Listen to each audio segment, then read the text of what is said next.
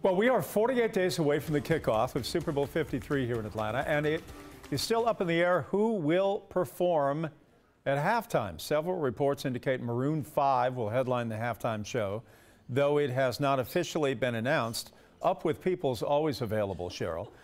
A report from Variety magazine claims that Maroon 5 has reached out to more than a half a dozen stars to appear as featured guests, but almost all of them have decided to say no. Cardi B is reportedly considering the offer, as is Andre 3000 from Outkast.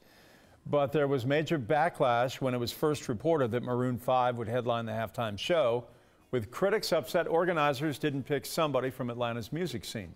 Several of the acts Maroon 5 reportedly approached are already booked to be part of Super Bowl festivities.